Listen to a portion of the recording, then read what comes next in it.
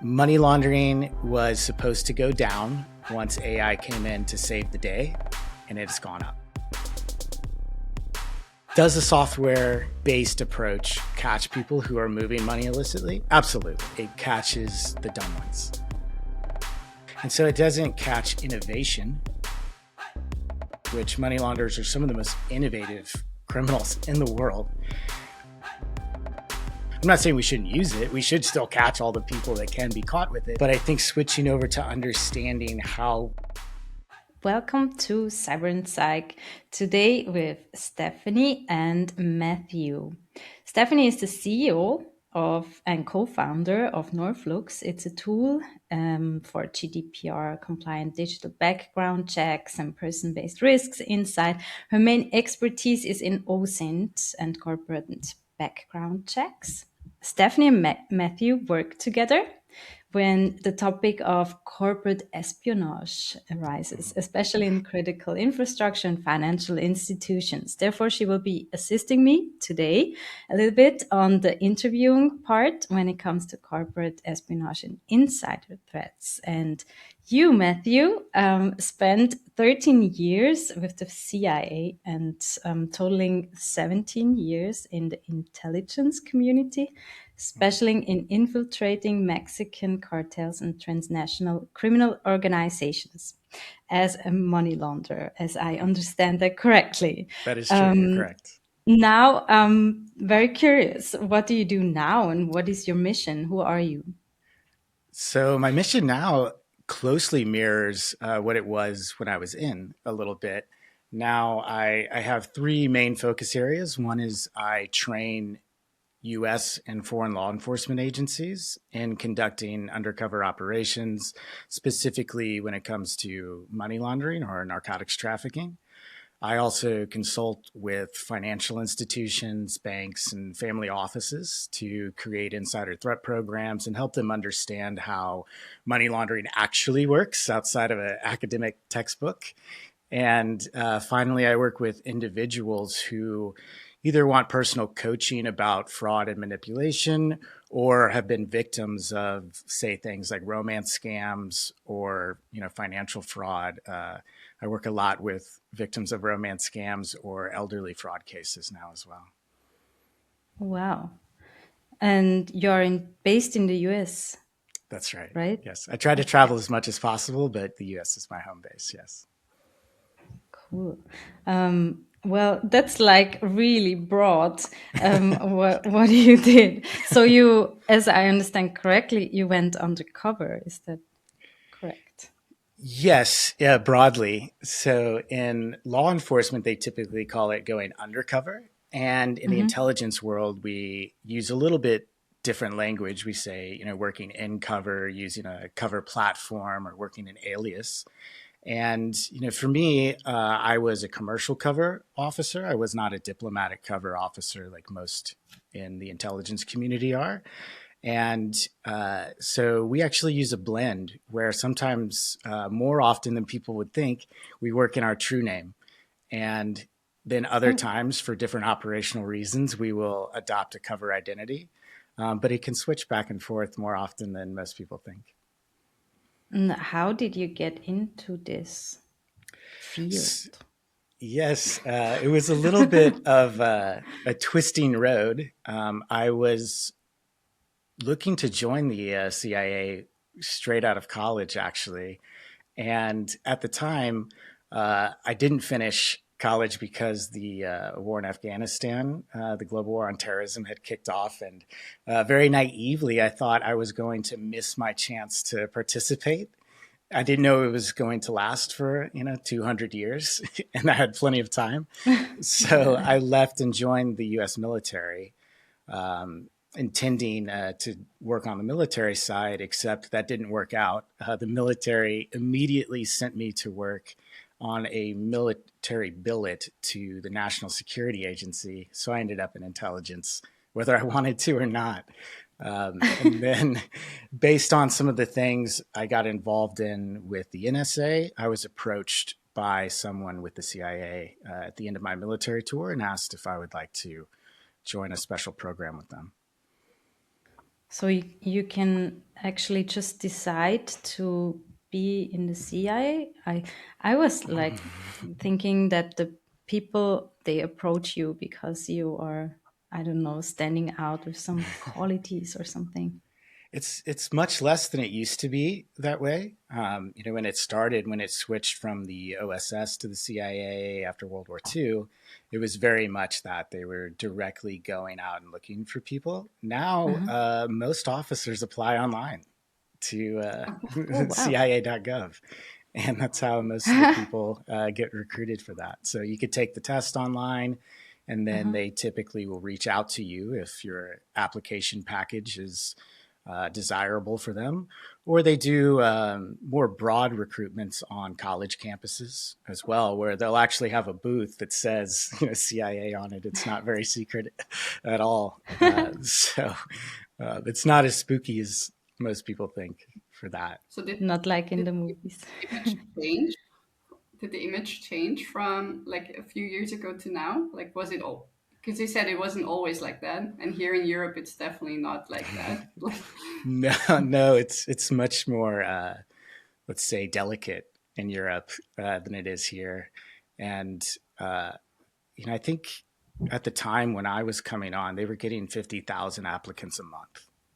I mean, lots of people, Hmm. try to join, and most people don't understand what an intelligence service is looking for because Hmm. movies have so construed what an Yes. intelligence officer is that most people don't understand the personality type and what we would refer to as being suitable, for this type of Hmm. work, what that psychological makeup is. And so they have Yeah. to weed through a great number of applicants that are just not right for the job. Yeah, you mentioned the desirable package. Yes. What would be the desirable package that someone brings to do this? Yes. So I'll talk broadly because I don't want to necessarily give Okay. any Sure. adversaries the Yeah. exact sweet spot of Okay. what someone would Sure. want to look like. But in general, aside from a psychological makeup that makes somebody suitable for this, which is probably the most important thing, and that is sensitive information, what that psychology would be. But they're also looking for someone who travels the world, has an interest in the world, has a generally a master's degree for this type of job, who speaks as many languages as possible, Mhm. and has demonstrated an interest in the world outside of the United States. It's uh, This job is not done domestically, typically. There are a few Yeah. exceptions, but True. we're looking for people who want to be doing the types of things that would, comprise the job overseas. We Mhm. don't want people who are not curious. One of the things that is looked or asked is, how much have you read about us? How many books have you looked into? And Mhm. one of the I have maybe dozens of people a week ask me through LinkedIn specifically, how do I join? How do I get in? And I'll Yeah. tell them to read and research, what's already out there about intelligence, because if you want to be someone who collects information for a living and are a curious Mhm. person, um, you should be someone who takes advantage of free information that's at your disposal, that's out there about the life that you want to have. So we make sure that people aren't just pretending to have the qualities that we want, are actually living that way. That means you are very good at training yourself in different fields. Yes, I would say that being someone who is a good learner is Yes. paramount, and someone who can take what they're being taught and extrapolate on it, and apply it to different things. There are so many Mm. scenarios in this line of work that you're going to encounter that you can't be trained for every single little one of them. You have to be someone who understands a core concept and then can apply it to whatever situation Yeah. comes up. I heard in another podcast someone who was a spy telling the podcaster about that he was recruited because he was also interesting for the CIA because he had traits of maybe a bit of psychopathic, not psychopathic really, but he was able to lie, basically. You might be Is that referring something to that you Jim have to be? Lawler. That's possible. I know I he don't was remember referred his name. to when he did a podcast with Julian Dory. I think they labeled it the CIA's sociopath or something like that. But Yes. and Jim Is is that a like a legend. myth? Okay. It is a little bit. First off, Jim is one of the most successful officers that is still alive that we've ever Oh, had. okay. He's a great person and extremely intelligent and Mhm. a hero in our world. But I think that it doesn't have to be that way. And some of the most successful intelligence officers that I've ever seen are extremely empathetic because Mhm. being able to relate to people, Yeah.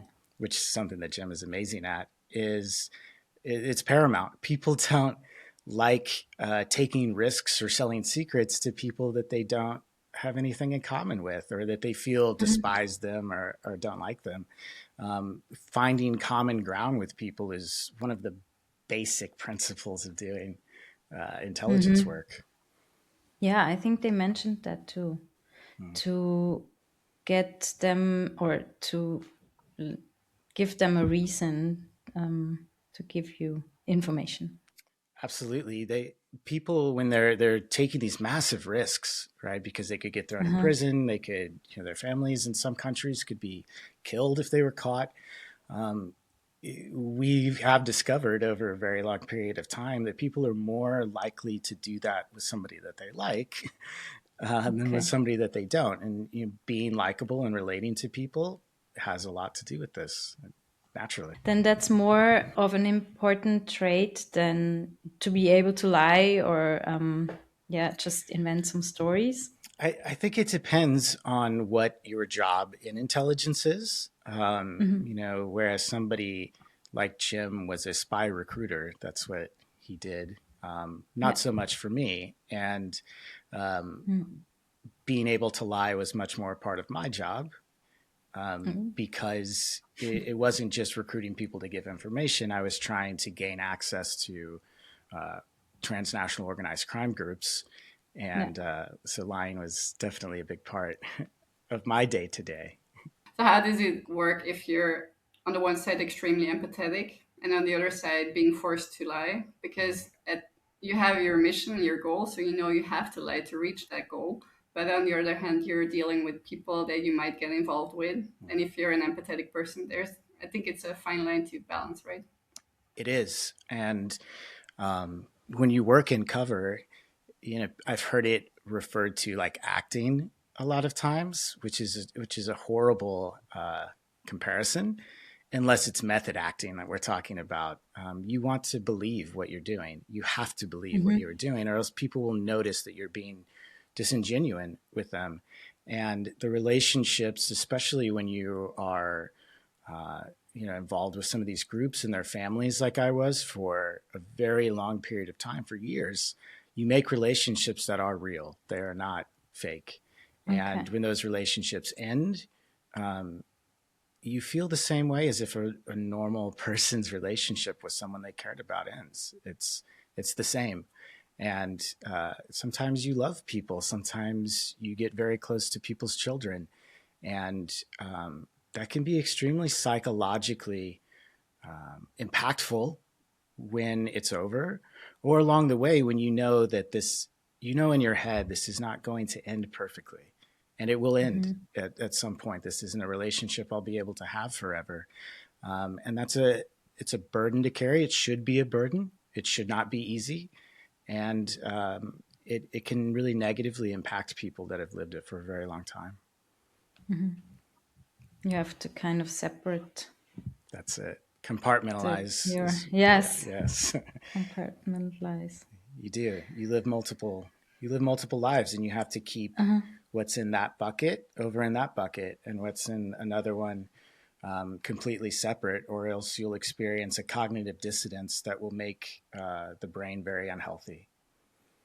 So do you get like support? I guess you get training for this, Yes. extensive training. Yes. But do you also have like ongoing support during a mission? Yes and no. So there is extensive training, and we could talk about that later if you would like. But along the way, there are multiple types of support. One is you routinely meet with psychologists and psychiatrists that the organization provides you, and also what the media would refer to as my handler, my boss, who I reported to, acted as a therapist, parental figure, a friend, a psychologist the entire time, because that's the only person who knows the truth about you, and you create a very strong bond with that person, and sometimes maybe to a large extent use them as a shoulder to cry on as a therapist and your only emotional outlet. That's true. So that support for me, I was very lucky. The person I reported to was an amazing person, is an amazing person. They're still working. And that was, without that, I don't think I would have been able to do it for as long as I did. You mentioned the training. Can you tell us about the training? And what I would be most interested in is like what that teaches us to spot maybe manipulators in our lives or in the corporate life, for example. Yes. So I'll try to make this not a 10-hour answer because there's so much that went into this part of the training specifically. Okay. Because I was a commercial cover officer, or what's referred to as a non-official cover, or NOC is what they call it. I had a very different training than 98% of the rest of my fellow officers. And mine was done mostly one-on-one. And they would bring different instructors in to talk to me about different topics that they were experts in. I had a series of psychologists come through to talk about deception, lying, things like that. And even at one point, someone who had been a professional con man before was brought to talk to me. And Yeah. so I'll break it down a little bit. The first thing is you try to avoid lying at all costs. And unlike the movies, we try to make the story true. A Yeah. good cover is a true cover. And so less goes into lying than it does building a platform to where what you're saying and living can be true. The next thing that they discuss is how to avoid being asked a question you have to lie to in the first place. And so steering a conversation away from someone asking you the questions you don't want to have to lie to is a skill as well. That's a conversational manipulation skill.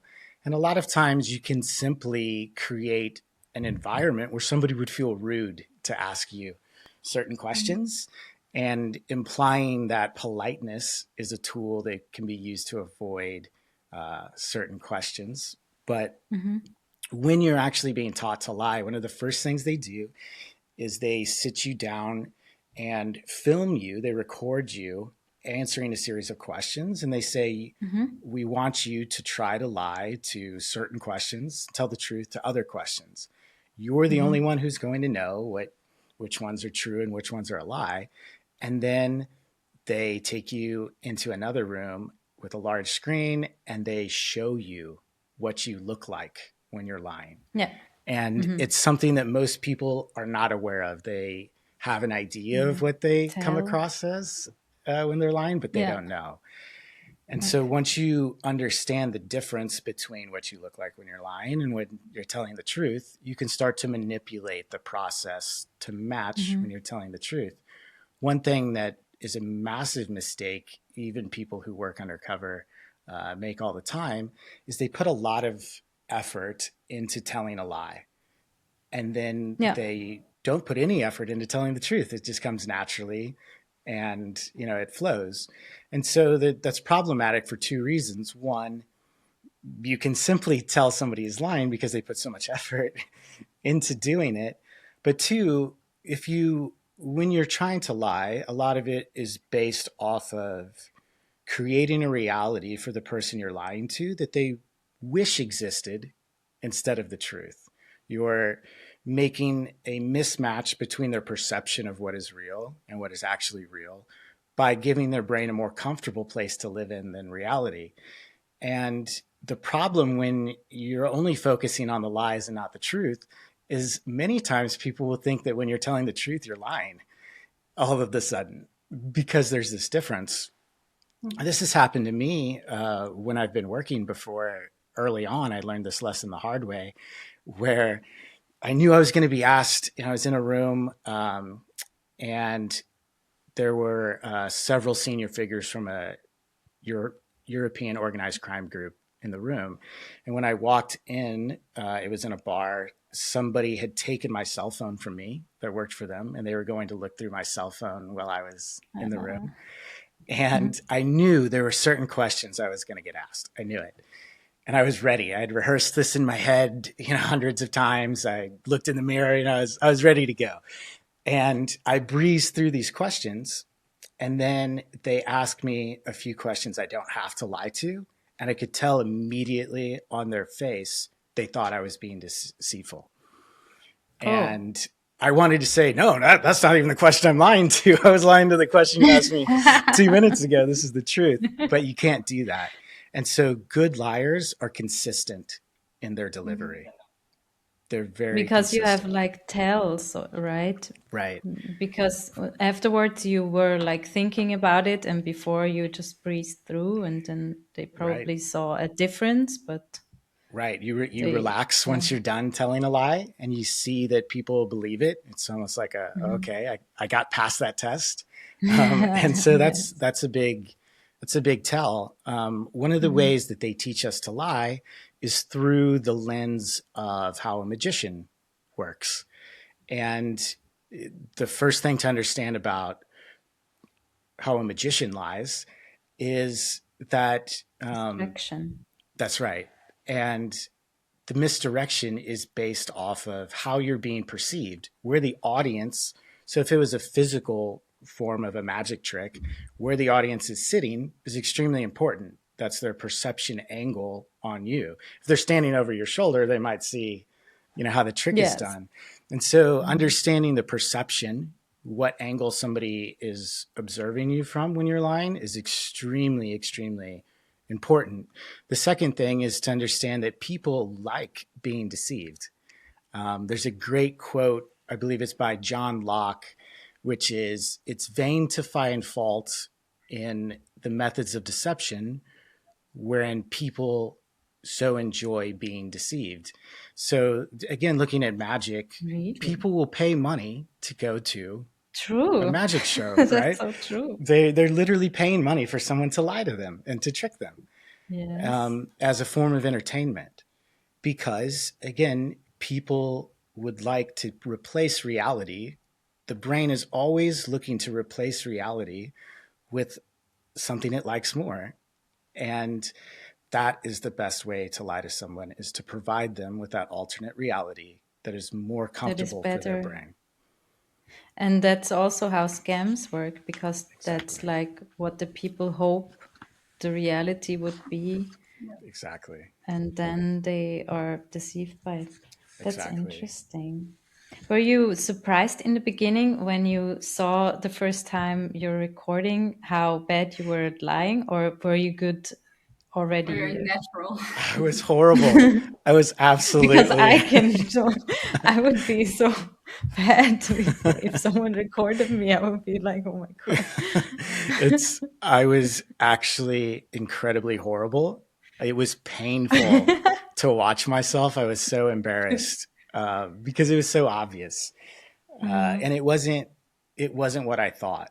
In the spy world, we have a commandment that is know thyself.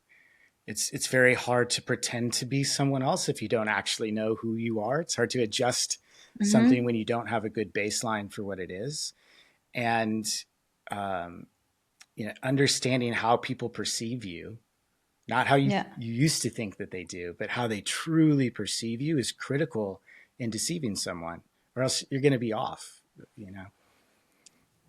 That's really interesting. But how did you find out, or just through those recordings, or also through talking to those psychologists and experts? It was a Did they constant. tell you? They did. I had people that would sit there and have a conversation and say, okay, time out. This is how I know that was a lie. Fix that. Okay. Also, here's how I know that was the truth.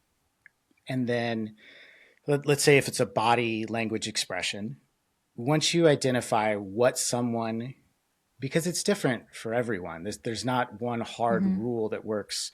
And so I can explain it like this. When you're learning to tell if someone is being deceitful, you establish a baseline of what normal looks like for them. And then you're looking for a deviation from that baseline. When you're trying to Mm-hmm. lie someone, it's exactly the opposite. You're establishing a baseline of what the truth looks like until they notice it. And then once they have that in their head of what it looks like when they're hearing the truth from you, you simply mask the lie with those exact tonalities, the voice, the cadence of the voice, the body position. You purposely put on the truth, uh, Yes. and it becomes very easy. Oh, that's interesting. And you mentioned steering. Is that something that you said to avoid that they ask questions that you don't want to answer or having asked? How do you steer the people, or can I spot that if someone wants to manipulate me, that they are steering me now?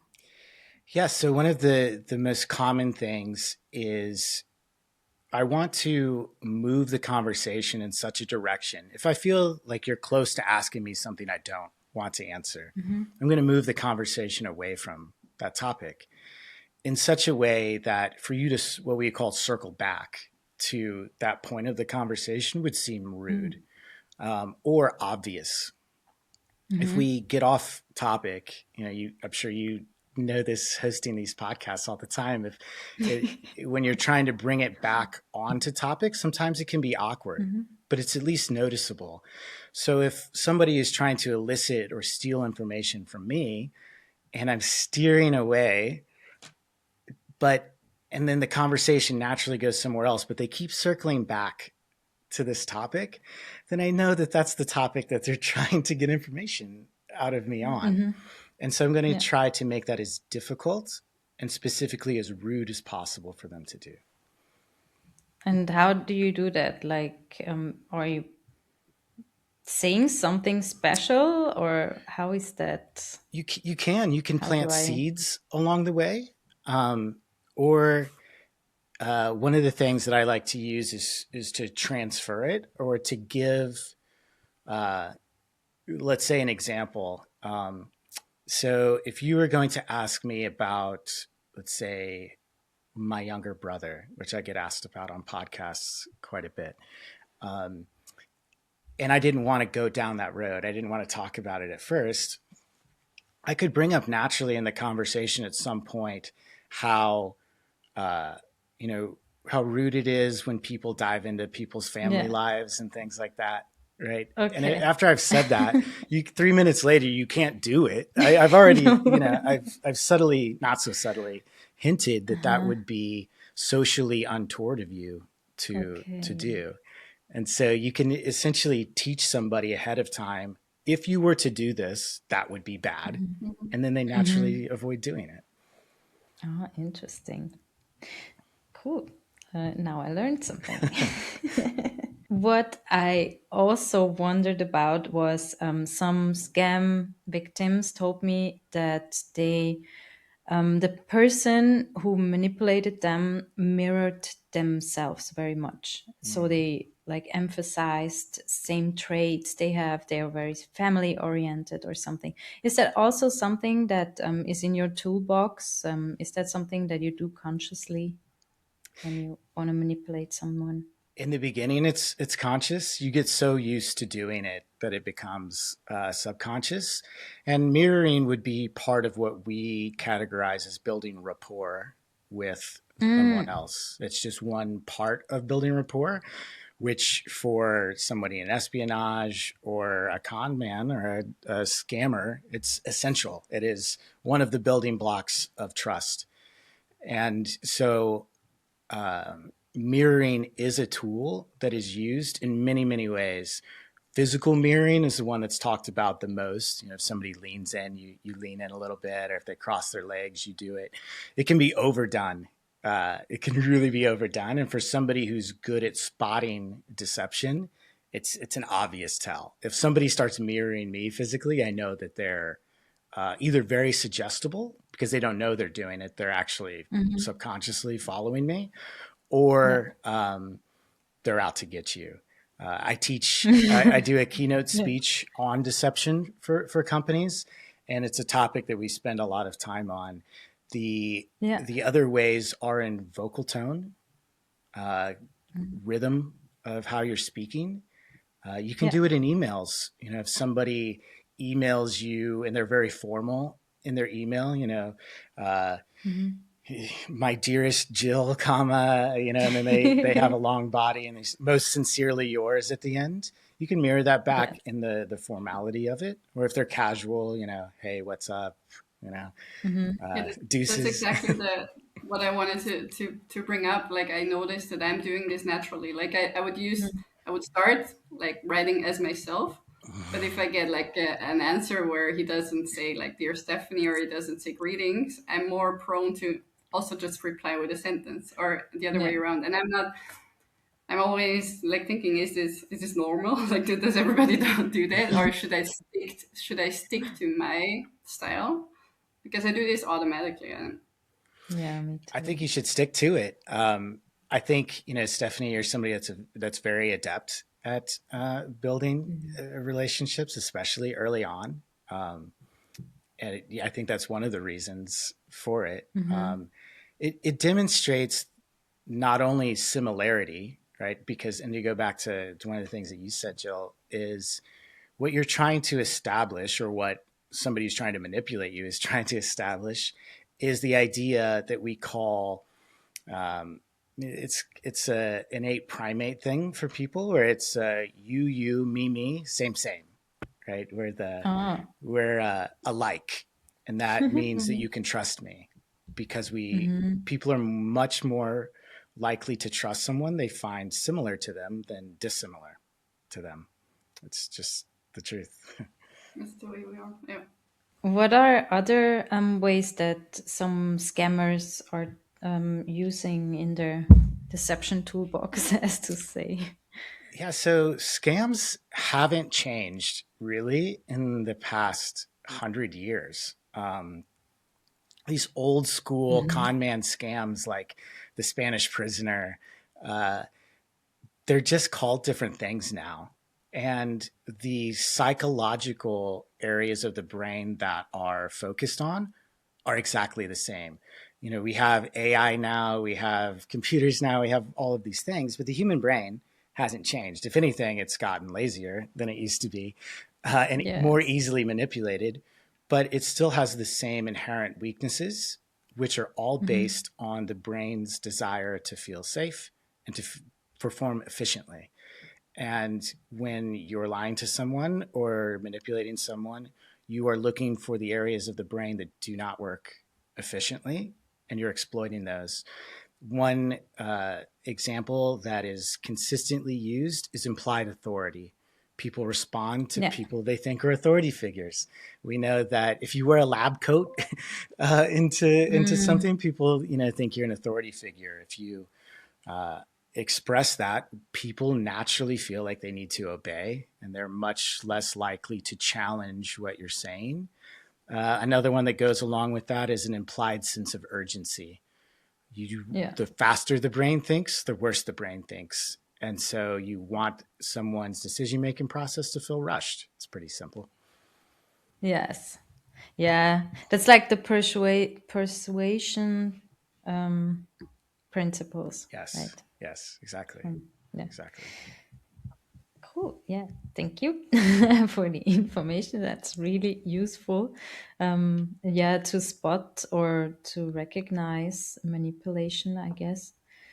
We mentioned also like the crime or the stuff that can happen inside of a corporate.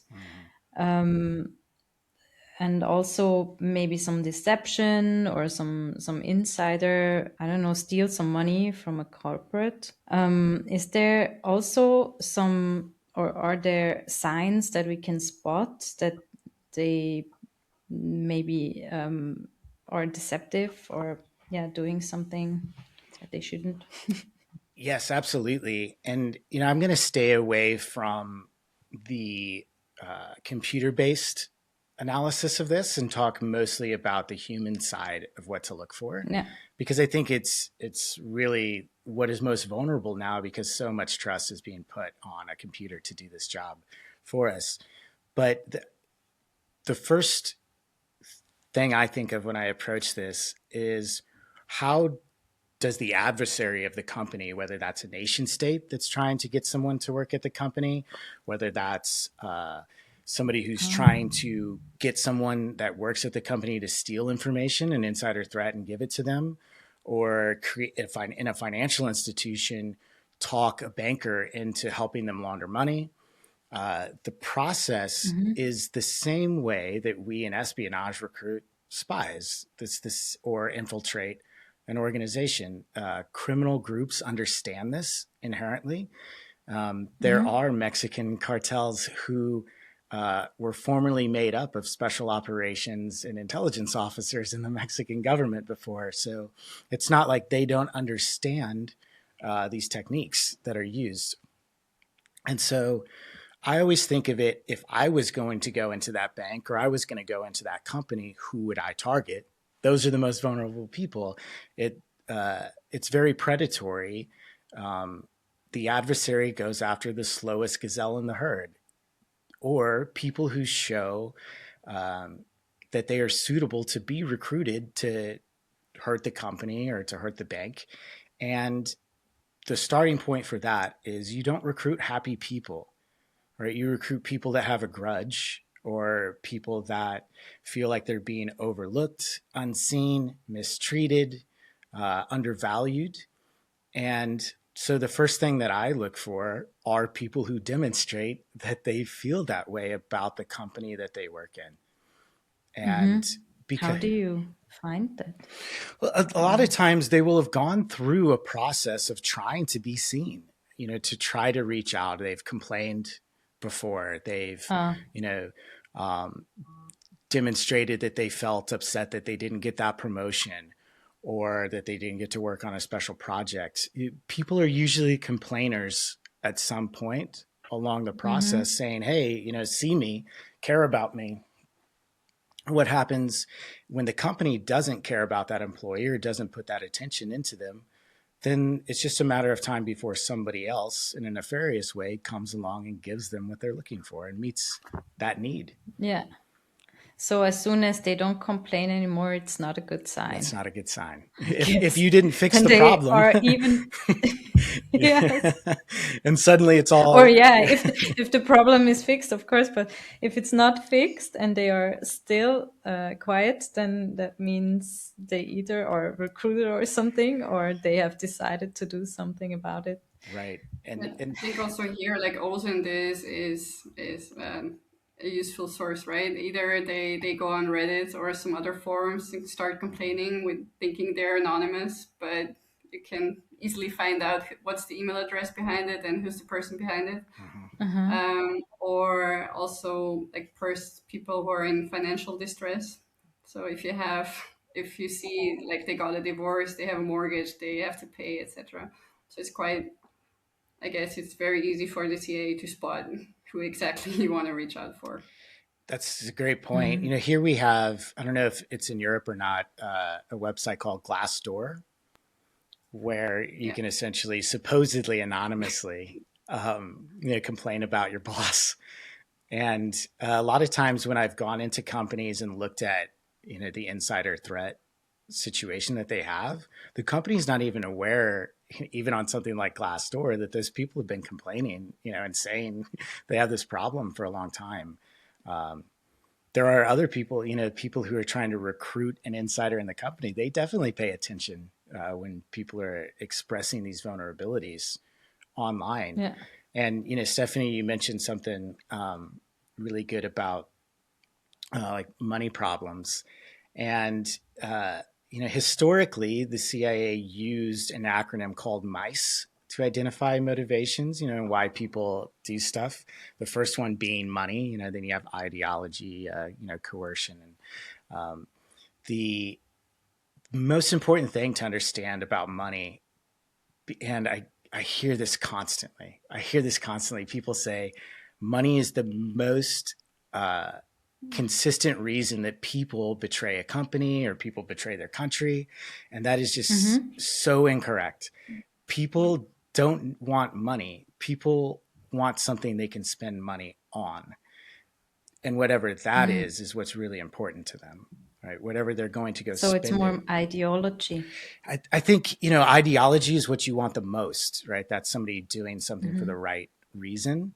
But if you can identify what people spend their money on, then you can understand them much more effectively than just saying they do it for money. They don't need the money. They're going to spend it on something that is what's actually important to them. And so you often don't even need to give them that much money as long as you're solving that underlying problem for them. Whether that's, they're going to spend it on a child that needs medical attention. That's what's more important. So what should companies then do if they see like an employee is complaining, or like should they take action immediately? Because it also goes into their privacy, right? So they cannot just, the security department cannot just show up and say like, yeah, we've seen this and that, especially not in Europe. So what would your advice be for them to do? So I think, the first step is to canvass how the entire company feels about things. You need to keep a good temperature check on how your employees are feeling. Are they generally feeling positive about the leadership of the company, the direction of the company? Or what you're asking them to do, does it align with helping to be defensive? I'll give an example of this in banking. Often banks are very misaligned in what they ask their frontline employees to do, such as the tellers or branch managers, with protecting the bank from money laundering. A specific example of that would be when you have quotas for opening accounts, and you have tellers or branch managers who have to hit certain number of accounts to hit a goal or to be rewarded, or sometimes they'll get fired if they don't hit it. It's a very misaligned thing to do, because if I'm a money launderer and I walk into the bank and I want to open up an account that's bad, the employee already wants me to be right, because if I win, they win. And so their motivation is more aligned with me than the bank's security at that point. So I think making sure that there's alignment there is the first step. And then, is this person's frustration shared by everyone else? Is it a frustration that the organization should actually fix? It can be a step. If that's unrealistic, then that employee may not need to work there. If they're going to end up being disgruntled by what the company is going to continue to do anyway, that there's a misalignment that needs to be addressed. And then, after that, you need to be able, and I know that there are different laws in different countries about this, but you need to keep your eye on that person, whether that's just interacting with them more, or, in places where you're allowed to actually monitor the company's systems. That's a bit different. But I think demonstrating that you're aware of them is important as well, because people don't like to do things wrong while they think they're being observed. They like to do it in the dark. Yes. So you have to like let the people know that they are observed without them feeling like totally controlled. Right. Is that correct? Right. And I think the And how do easiest, you yeah. go about that? Yeah, I think the easiest way to do it is to do it under the auspice, and not to make this disingenuous, but of actually caring about your employees, right? If you care about your employees, they're much less likely to end up in this situation in the first place if they feel like you're taking an active interest in them. But that active interest can also, when you're paying attention to somebody for a good reason, they also know that they're being paid attention to. And so Yes. it wins on both sides. Actually caring is the way to fix this problem on both sides of the coin. That's so amazing that you say this, because I work in security awareness, and I always have also this point of view that if we show the people that we are interested in what they do, or if they give us some report of something that they saw in the company happening, and we take it seriously, then they know that we are here and we see the things they do or they say, and that will make the security culture so much better. But a lot of people in security awareness are more like, yeah, we just test them, and then they get like some mark in their file if they are doing badly in the tests, and then it's more like yeah, like some punishment culture. I So think yeah, that's really that's well nice you put. say that. And it's very important. I don't think we could, talk about this enough, that um, creating a positive dynamic there is so Hmm. much more valuable than a negative one. A culture of punishment, or, in espionage, there are some services out there that will use compromising information or blackmail to recruit somebody. We steer away from this because it doesn't work. And it creates maybe initial compliance, but a long term resentment. And when you set yourself up in a company as the leadership versus the employees, and you have this negative dynamic, you're going to breed the problem that you're trying to stop. And not to get overly emotional, or touch on the emotion too much, but I do think it's an emotional topic. I spent, in my almost 20 years working in intelligence, one thing that I learned was that people all over the world, especially right now, this has become increased since I joined, feel lonely, unseen, and unheard by people in Hmm. their personal life and by people in their professional life. This is a massive vulnerability, that when people, and this works for, if you're married, if you're dating, at work, when people don't think they're getting their needs met, they are much more vulnerable to get their needs met by somebody else. That's just how people are. And so the best form of defense that we can take with keeping employees from getting their needs met by somebody who wants to hurt the company is to allow them to get their needs met by the company. So we talked about the red flag to recognize insider or employees going rogue. Yes. You said like that's if they complain. Mhm. Are there other signs that we missed or didn't talk about? There are so many. Signals or One is, from a data point, is trying to get access to data that is outside the data that they're ah, supposed to access. yes. Um, if we will look at it, this is always my lens, is stealing the information or infiltrating the company, because that's what I did. Um, so if I'm going to go to a company and I want to get a hold of certain data, let's say I don't know, the chemical recipe to a product that's coming out. Well, then I'm specifically looking for someone. I have two problems that I have to solve that I hope can come as close as possible. One is that person has access to the information that I need. That is critical, and then that person is suitable to actually work for me and keep it a secret that they're working for me, and that I can Yeah. control them throughout this process so that I can get the access and I can maintain that access. And so I can go at it from two different ways. I can find, let's say there's 10 people who have access to it.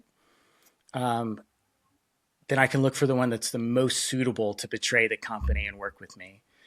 If that doesn't work, I can also take somebody who's the most suitable in the company and then try to get them access to it. And often the people who have the access are not known initially or are not suitable. And so in that case, what you're looking for is someone who is trying to get your employee that's trying to get the access to that when they shouldn't, when there's no plausible reason for them to do so. Yeah.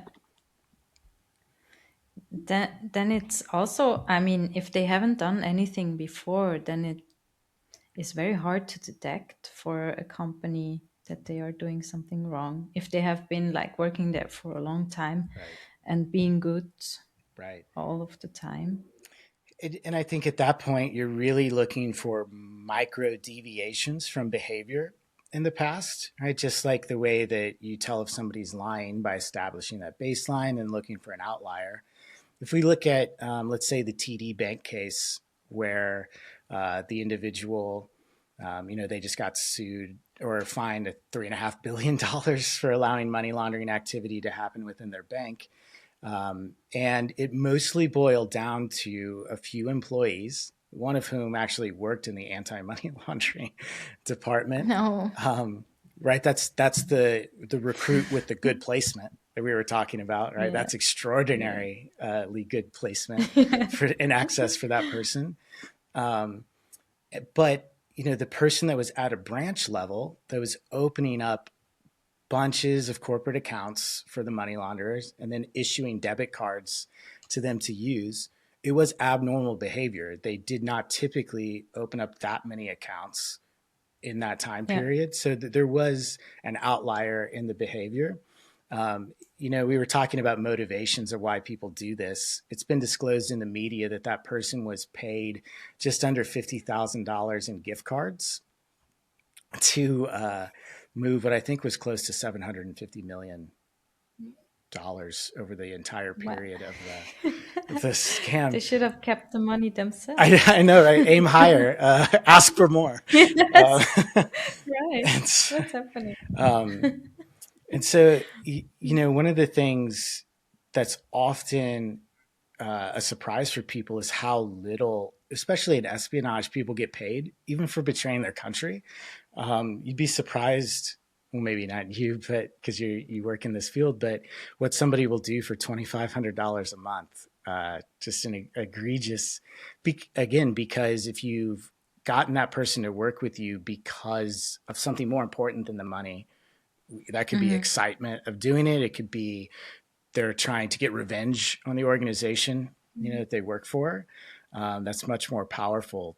But I do think when you recruit somebody, especially in a bank, if they've never done anything wrong before, this is an easy way to think of it. If they haven't done anything wrong before, you need them to now. So there will be a behavior change that happens. They do have to do something at least a little bit different. And again, the more we're paying attention to what people are doing, the more likely we are to notice those changes. Maybe because we talk now about transforming employees into insiders, what if there is like no one suitable? So you might change the job to getting someone in. So I'll change the topic now a bit to applicant fraud. Also in the white paper that you wrote for us, you said like there's three different versions. So three different categories. You have like the individual, the criminal, and the professional. So I guess we will stick to the professional now. How is this different from, maybe first of all you can explain the categories for the people who didn't read the article. Sure. And is it different from KYC fraud, and in what way? Like, where are they similar? Where are the biggest differences? Yes. What a great question. So having someone on the inside, let's just use a bank as an example, can be done two ways. You get someone who already works there, or you put someone there. And there are three levels to that. One would be an individual trying to do this, get a job to hurt the company. Two would be organized crime doing this. They do it quite often, specifically in money laundering, or they're trying to steal, corporate espionage. information. And then the third one being the professional, which is either someone like me, who is trained to go in, who's trained to go through the interview process, who understands very specifically how to get this job in the company and is getting help from a nation state level on how to get the job, whether that's, looking at the email traffic inside the company, reading exactly, what they're looking for in someone, analyzing all the successful recruits they've had in the past to look for what they had in common, creating the cover platform specifically to be the perfect hire. If it's not a professional intelligence officer, the other version of the professional would be a penetration agent, which would be somebody that we recruit and train specifically to go do this on our behalf. This is something, we saw Iran do with a bank in Canada a few years ago, where they actually had someone who had worked for the Iranian government who was trained. They came to the United States. They worked for a technology firm here, actually stole technology and sent it back to Iran. They got caught and they went for a very short prison sentence in the United States. They got out of prison, went to Canada, did a name change in Canada legally. It wasn't a spy thing. They just actually changed their name and then got a job at a bank. I won't say the name of the bank because I don't want to embarrass them. No. In the anti-money laundering department of the bank. So that's an example of a professional doing this. Yes. And when you have that much, what we would call backstopping and support from the government, it's just an amazingly huge advantage. If I have had my organization listening to the phone calls of this, I know the person I'm going to be interviewing with. I know we've had a psychologist analyze this person, from looking at their whole life for months. It would be extremely, extremely hard for an untrained person in HR or hiring to identify that I was there for a bad reason. Very hard. So wait, did you tap their phone calls and read their? Yeah, absolutely, absolutely. Okay. For I had an extraordinary level of support in the job that I did. I had dozens and dozens of people whose sole job was to support me in my role. And, in the movies, the operations officer, the case officer, whoever had my job, they do everything by themselves. And, they're this extraordinary genius that comes up with all of these ideas operationally for themselves. Yeah. But that was not the case. One thing that we would get a lot of help with would be constructing what we refer to as a chance encounter or a perceived serendipitous encounter. We use this with banks a lot overseas. So if I was going to recruit somebody that worked high up in a bank, let's say, in a country that didn't like the United States very much, there would be months and months before I approached that person in public or wherever of other people, not me, listening to their phone calls, monitoring their interactions personally and professionally, reading their email, and coming up with a professional psychological profile and what we call a targeting package of how this person works. And I would have access to really valuable information.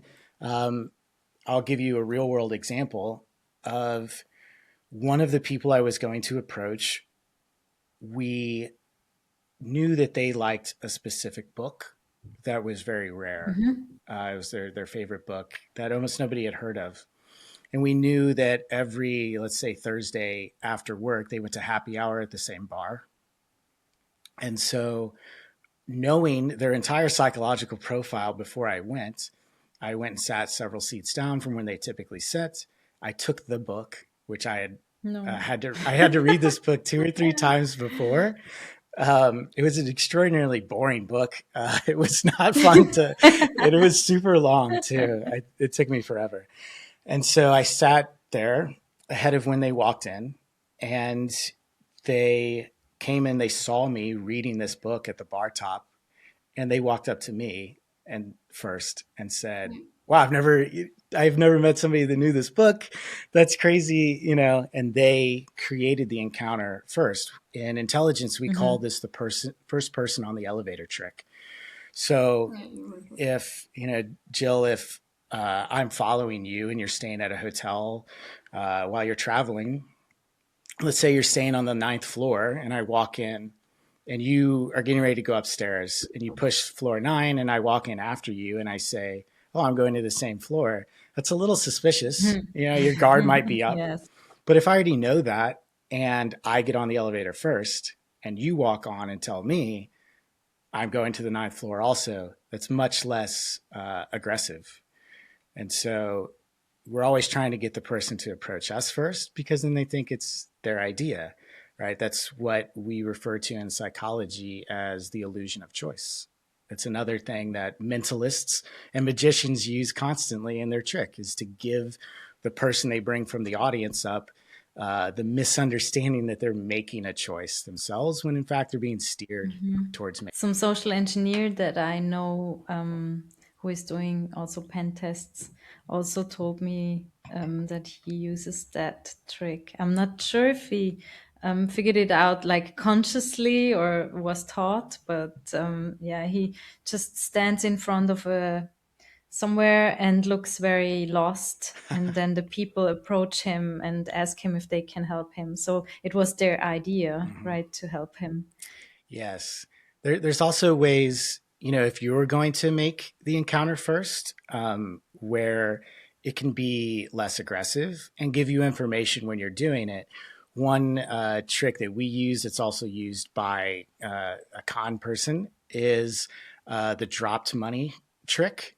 So if Oh. somebody's sitting, let's use a bar again at a hotel lobby bar, and they're sitting at a bar stool, what you do is you would palm money in your hand and hide it. Then you walk up and lean down next to their feet at the floor by the stool and then produce the money and say, I'm sorry, I think you dropped, Is this that money. worst? It does a few things psychologically. One, if they take it, it tells you a lot about them. Uh, Yes. Two, you come across as being a very honest person initially Mhm. because you could have kept it and you're giving it to them. Mhm. And so Yes. if they take it, it wasn't their money. And what you've done is you've established a power dynamic based off of deception, which is that they are the Mhm. liar and you're the one who tells the truth in their mind. So there's a That's lot really of there are a lot of interesting. ways to do this, but the people who are the best at it do it in ways that are both unnoticeable and make the other person feel like it was their idea that they're Yeah. interacting. So is that what you meant with how this, to figure out how this person works, just to, something that this person likes, or Sure, yeah. their, Um, how they, like where they go to all the time, or are there other like psychological mm. signs when you figured out how this person works? Yes. So, what they like would come into play when we're talking about sharing interest, right? So, once I know what somebody's interested in, I can be interested in it as well when we're doing that rapport building that we talked about. This is dangerous if you're not really interested in it because it's hard to fake, especially with somebody who, if it's their passion, if you're going to say it's yours too, you should know a lot about it because they're going to know quite a bit about it. So you typically look for a shared passion that you actually enjoy, which is why, as an intelligence officer, it's important to be somebody who has diverse interests so that Yes. you can do this. But aside from that, when you're assessing someone, um, one of the things that I personally like to look at is what their list of desires are and what their what's important to them. What are their priorities psychologically? In two ways. One, you want to assess what guides someone's behavior, uh, and two, what they want you to think guides their behavior. Most people walk around constantly trying to control how they're perceived and how they come across to other people constantly. It's a huge burden on the human brain. People are constantly trying to get people to like them, to respect them, to desire them. And they mask what they truly desire because they think if they divulge that, that people will react negatively to them. So you have to get past that first layer and get down to what actually makes them tick.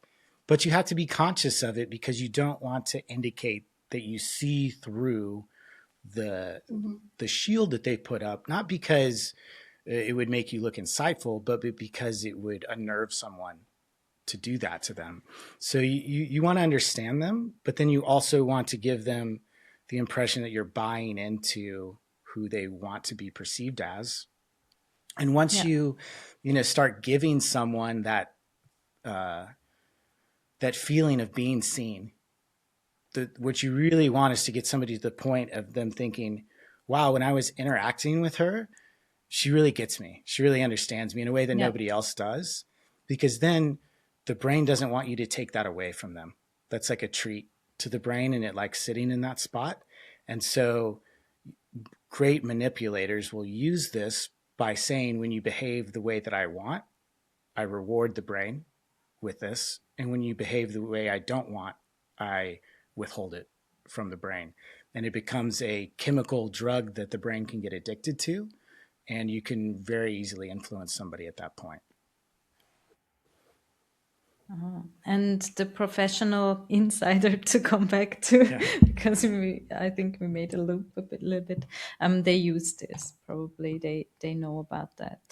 Yes, and one of the things that's really important about the insiders and who's coaching the insider is to remember that these are not always moral people. Often they're not, and they're willing to use dirty tricks to manipulate people. And one example of a dirty trick would be in psychology, the shame trigger.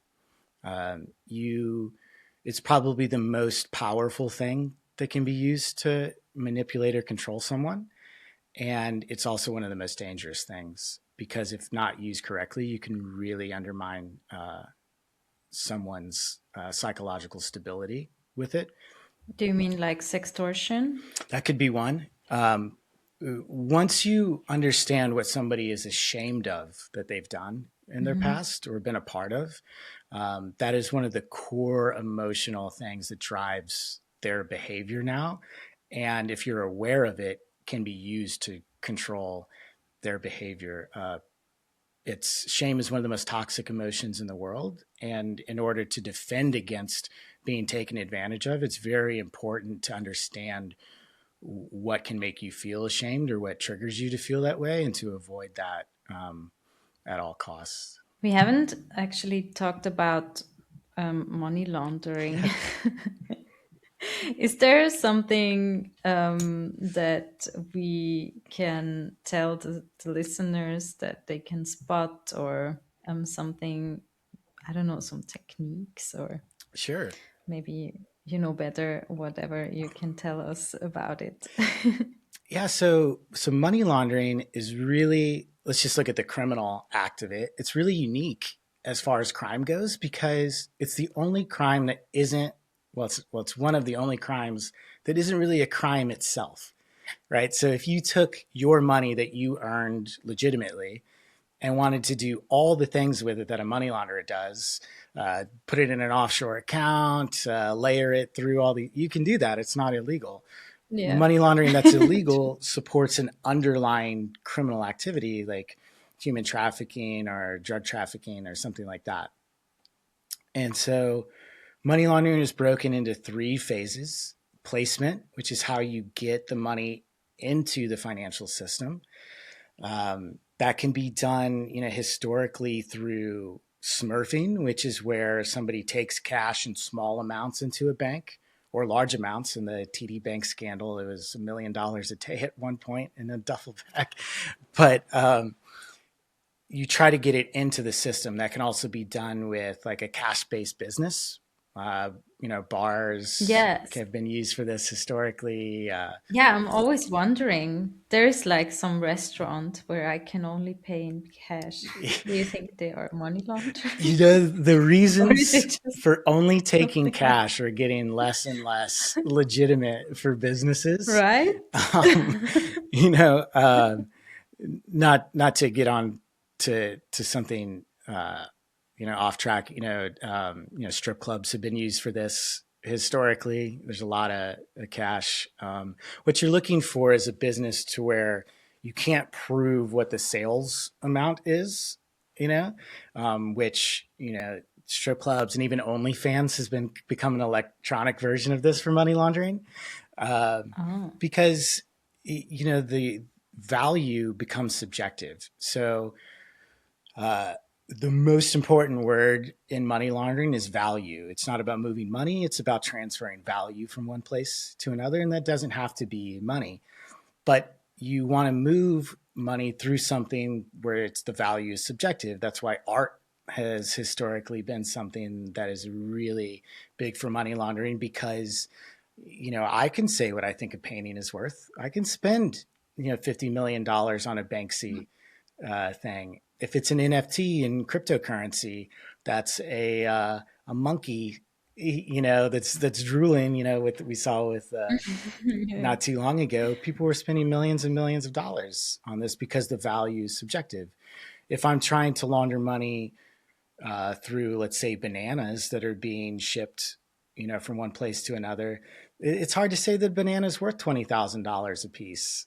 So you're Yeah. always looking for that subjective thing. So once you get the money Yeah. into the system, then you have to layer it, which is basically just distancing it from the original source of the money. And that can be done in countless different ways. But the goal is that by the end of that process, it's impossible for somebody to forensically trace where the money started. Intelligence Mhm. agencies do this quite often for what we would call a covert finance operation, where if we want, let's say I was going to buy something in, let's pick a country that won't upset anybody, North Korea, and I don't want them to know that the money came from the United States government. I can't just whip out a credit card that says U.S. Treasury on it, right? So I have to make Mhm. that money that started, let's say, at the U.S. Treasury, not be able to be traced back. So that would be the layering process. And then the integration process, which is last, is actually spending it. Where do you put the money at the end? How does Pablo Escobar actually spend all of his ill-gotten gains from? Uh, Yes. That's when someday someone in the office suddenly comes with a Ferrari right, and everyone is like, what happened? right, yeah. The Ferrari's a good It example. didn't. Yeah, so like Ryan Wedding, the Canadian Olympian who ended up trafficking narcotics for the Los Chapitas faction of the Sinaloa cartel. He was moving up to, I think it was, ooh, at a street value over $1 billion once it was sold per year. He probably made about 108 to $110 million a year himself, and he had hundreds and hundreds of motorcycles that were bought just to launder the money with. That he never rode. They were, Uh-huh. very valuable. He had cars that were used to launder the money. But yeah, the last phase is how do you spend it?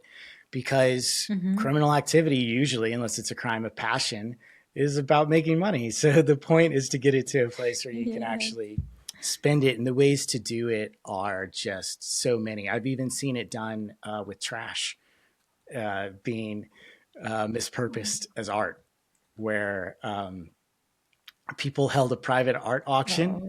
and they used trash, like literally like cartons from milk and things like that, and said it was this avant-garde art.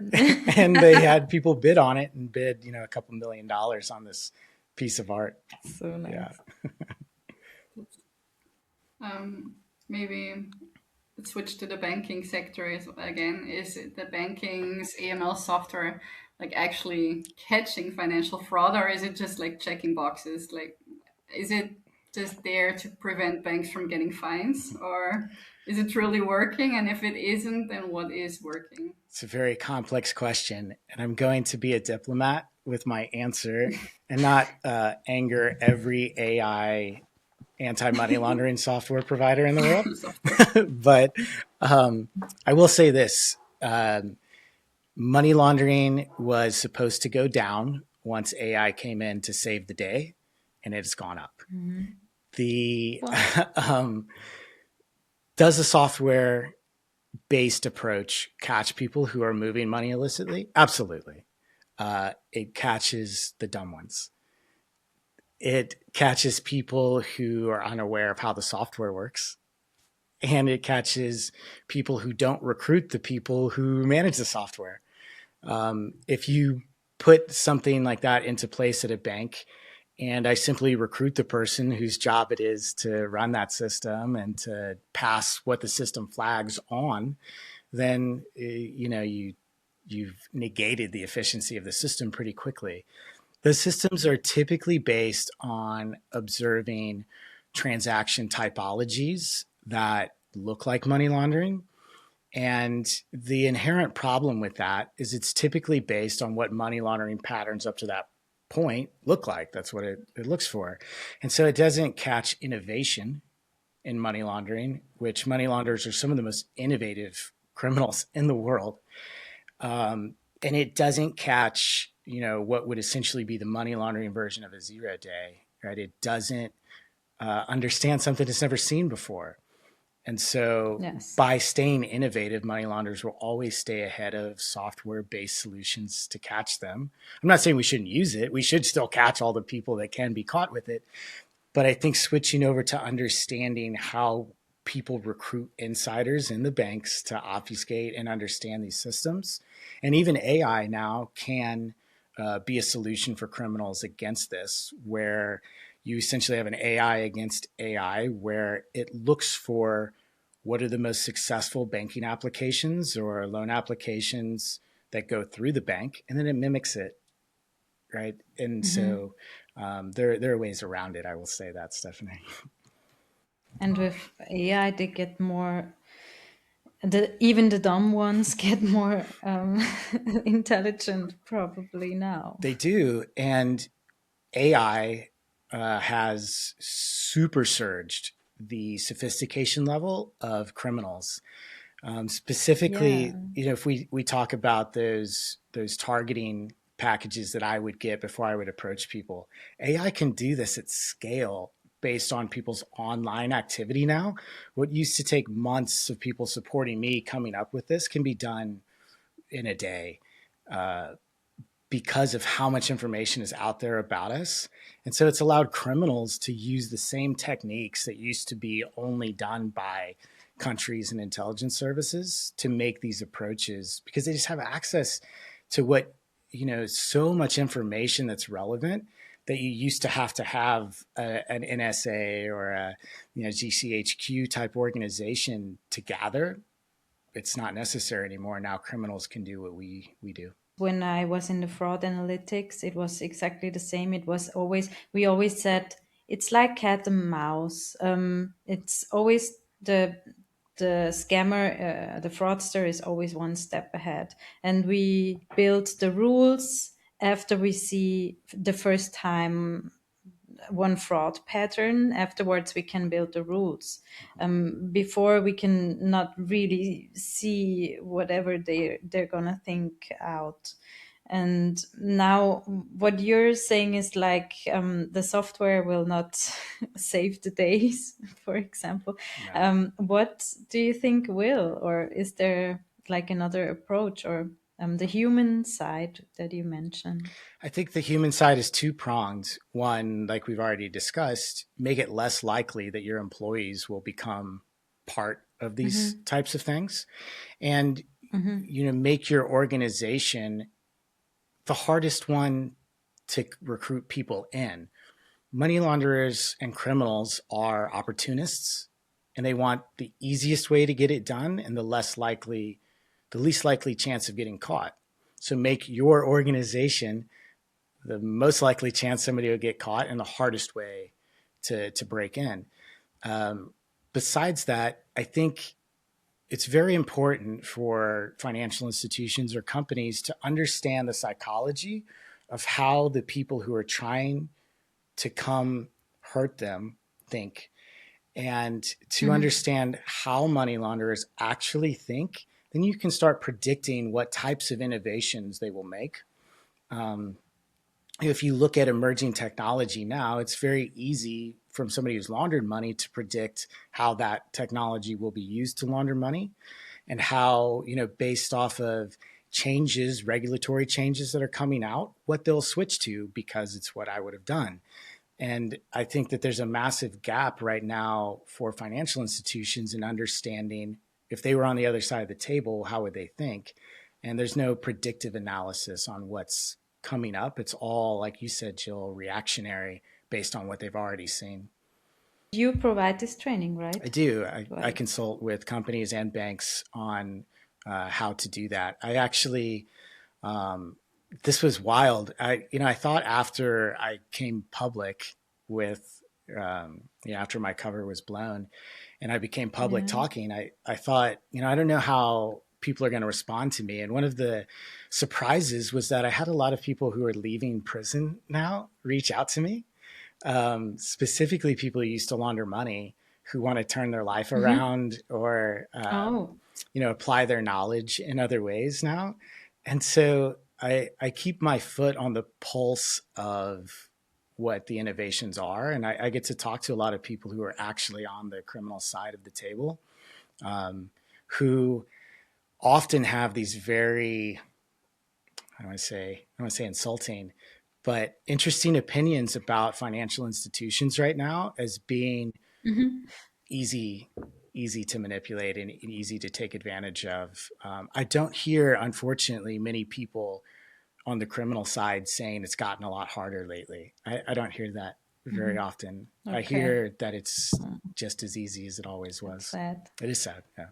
You mention this focus on the humans. It's also my what I do daily, and I agree so very much.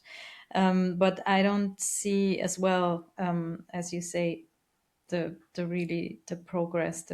The most companies are like, oh, why should we invest in this? We don't see this the I don't know, the whatever comes out of it, because it's not really measurable, or like the culture, it's just so, if the people see seen, they are just numbers kind of in a company often. That's right. Well, there are other examples, but a lot of companies are more like very economically driven. So do you see any solution to this or some approach? Well, I think one of the first steps that companies need to take that makes them very vulnerable, that everyone in fraud, every criminal in the world, every manipulator in the world is happy that they have, is this "it won't happen to me" attitude. That always happens to other people and not to me. That hubris that people have for that makes them extremely vulnerable. And, if people want to put metrics to it, well, avoiding loss is a metric. Getting fined a few $1 billion as a financial institution is a metric. And,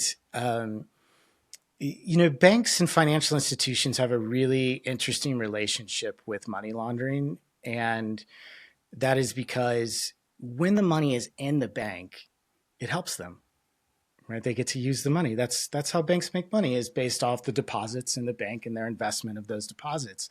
And so that's not really at core something that is a negative to them. Getting caught harboring that money and getting fined more than they made off of it is a negative for them.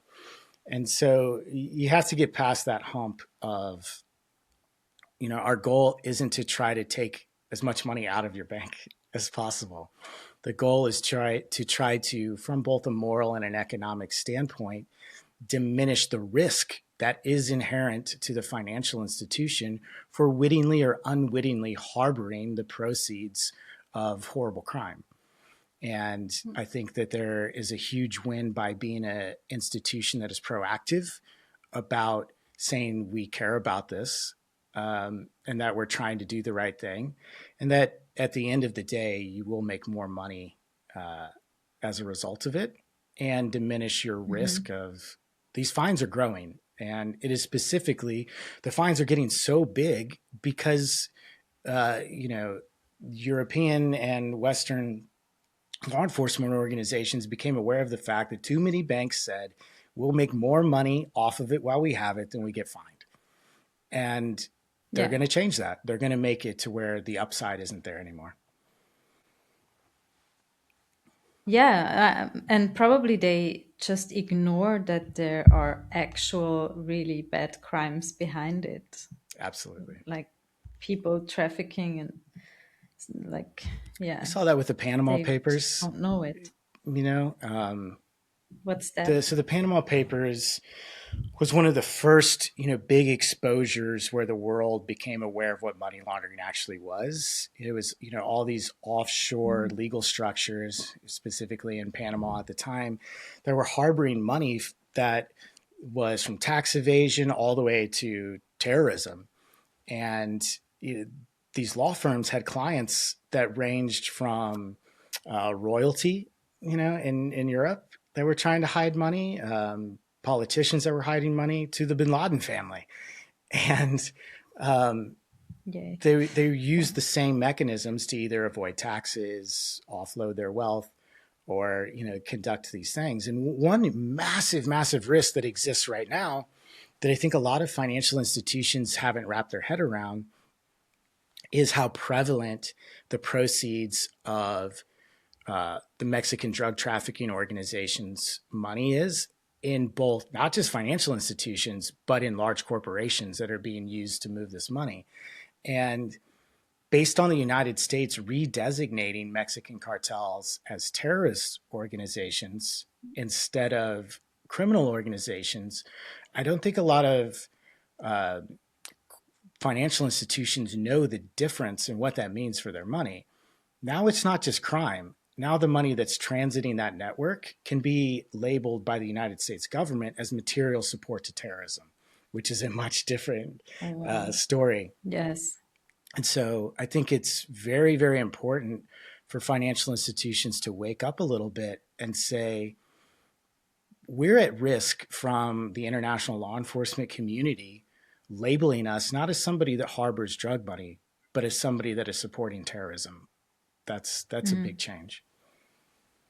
Yeah, I think there's a major lack of awareness on especially that topic. Yes. Is it there already, or is it just starting? No, people don't understand how much that has changed things. And, specifically, like, let's take cryptocurrency exchanges. These laws are changing. There's no more of the defense of saying, well, I didn't know what they were doing, on my platform. Yeah. Maybe I didn't know they were doing anything bad with it. It's now becoming the exchange or the financial institution's responsibility to know, as it should be, if they're doing this or not. And yeah, playing dumb is not going to work as well in the future as it has in the past. Well, I think we could talk for hours more. Stephanie, have I forgot some questions, or do you still have something? Yeah. That I think, as you said, I think we prepared like 50 more questions, and then we could still talk for hours. That's up to you. I've got as much time as you need.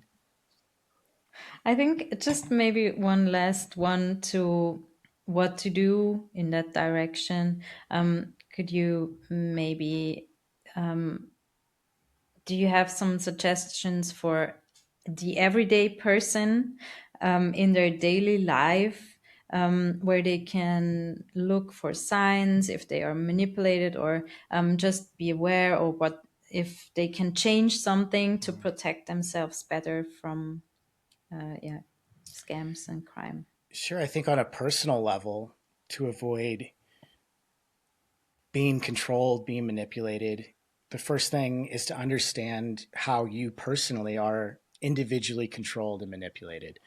and what is unique to you. Understand what triggers you in that way. One of the most vulnerable character traits, I'll say, or behaviors for someone to be manipulated is to be a people pleaser. And the more concerned someone is with not letting other people be disappointed in them and making everybody around them happy, or not, the more easily they're manipulated. So I would say the first thing is to realize that you have the right to question what people are trying to get you to do. And that's not rude for you to try to understand more, or to ask probing questions, or to gain more information about the interaction that you're having with someone. And if they try to make you feel like you're wrong for doing that, that should be a major red flag to you. And another red flag from the personal side is that when people are trying to manipulate you or lie to you, they're trying to sell you something. They're trying to sell you a lie that doesn't exist. And so look for behaviors that indicate someone is trying to sell you. In a physical way, that can relate to typically when somebody lies, they will hold eye contact a little bit longer after the lie than the truth. And that's because they're trying to watch, to observe if you bought it. Did you buy what I was selling there? So they'll maintain eye contact a little bit more. It's not always the case. Everybody's different. But ask yourself, in my interactions with people who are asking me for money or asking me for anything, are they trying to sell me something? And is what they're trying to sell actually align with what we're talking about? So it helps to know yourself. Yes. Very much then. Yes. You have to understand what your brain does well, what it does badly, and understand that when somebody is probing those things that it does badly, there's a reason for that. There's a reason.